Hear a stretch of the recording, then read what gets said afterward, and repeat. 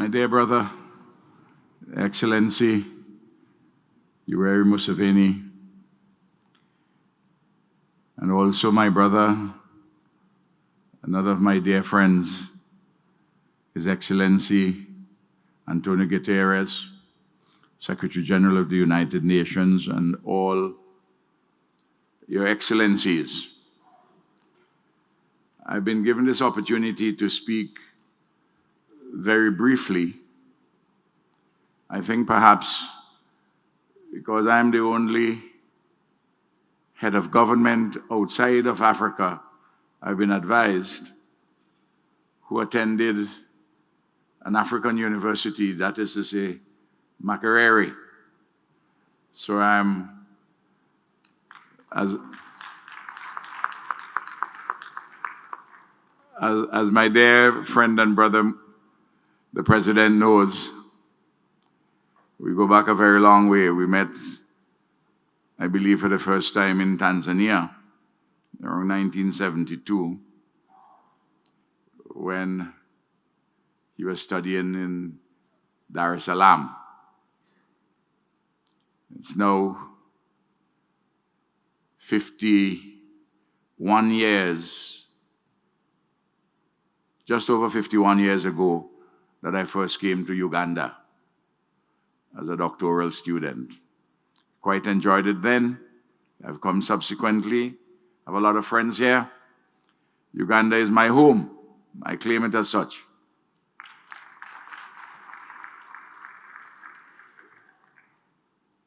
And Africa is a noise in our blood, an echo in our bones in the Caribbean. And the strengthening of African and Caribbean unity is at the top of the agenda of my government and, of course, the people in the Caribbean and Latin America. In the foundation of the NAM, Kwame Nkrumah said that we look neither east nor west, but we look forward. We look to the future. It is a long time, a long journey, and through the vicissitudes of life and living and production,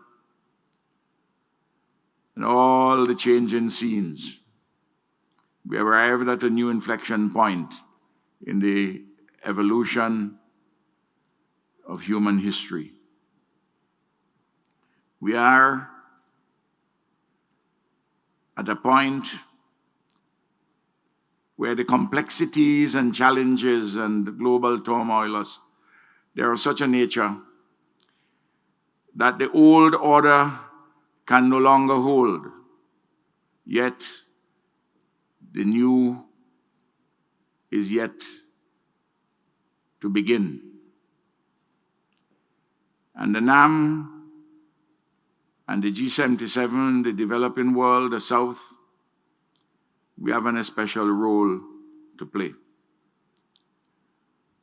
We have been told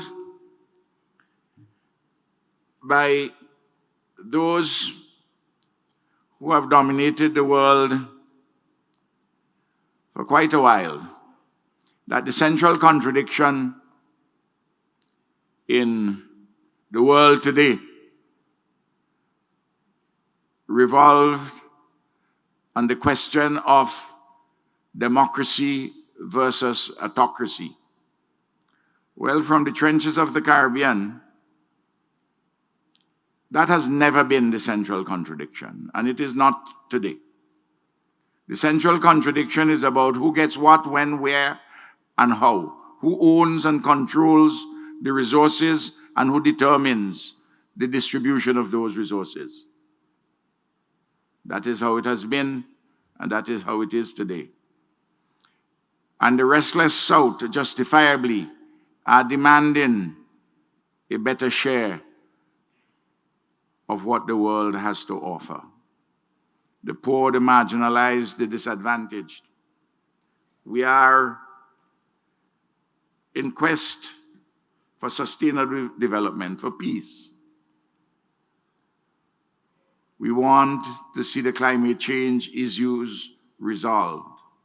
We want a better environment, a better future for our children and grandchildren.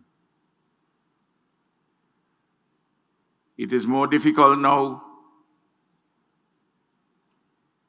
for those who have been wedded to imperialism and hegemony to co-opt or to contain or to control those whom they consider the restless ones in the South. But there's a time and season for everything.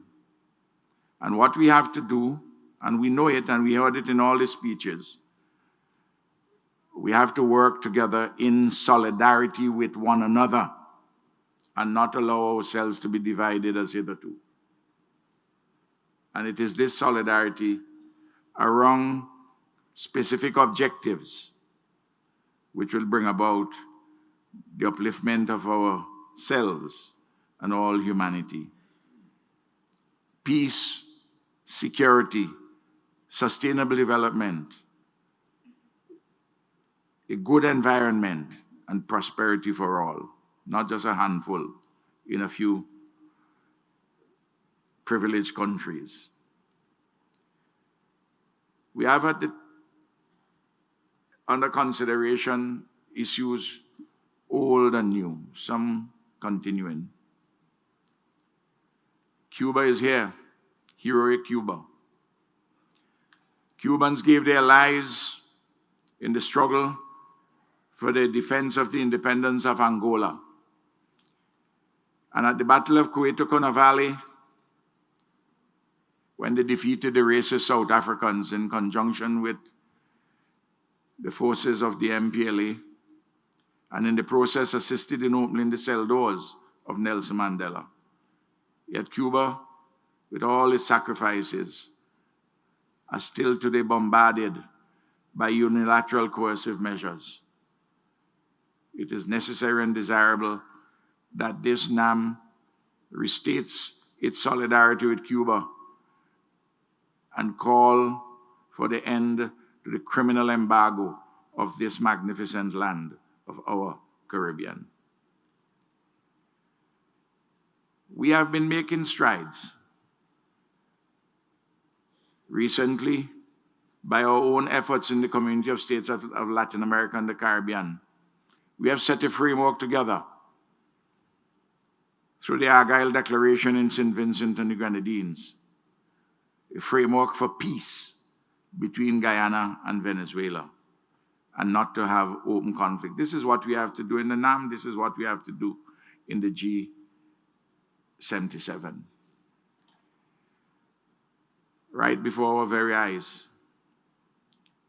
a terrible genocide is unfolding before us. The first genocide, the first televised genocide in human history. And yet, complicit nations in the West, in North America, in Europe, are arming and financing the forces in the Israeli government which are committing this horrendous act of barbarism. Surely, elemental humanity must demand that there be a ceasefire, and this should stop. You know, I was having a conversation with a woman who is not political. She was watching Al Jazeera and watching the slaughter of children, 10,000 in 100 days. And she said to me in an act of a cry of hopelessness, helplessness really, can't the world do something about this? And she burst in tears. Have we reached such a stage in our human condition that collectively we cannot be the conscience of the world and bring an end to this savagery against the Palestinian people.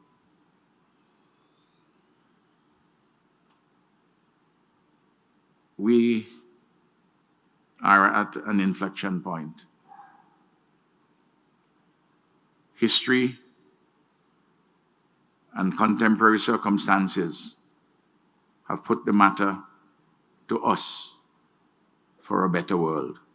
I thank President Museveni for hosting this particular meeting and following with the South Summit tomorrow, the G77, for his extraordinary leadership in Africa.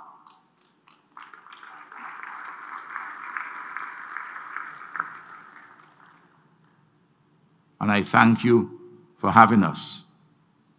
I thank His Excellency, the Secretary General, for his boldness and outspokenness on the issues which concern humanity.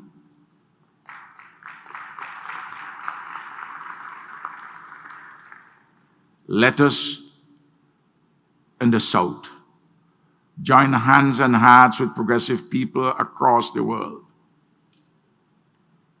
for a better life, a better world. Surely things can be brighter. Let's get on with it. Thank you.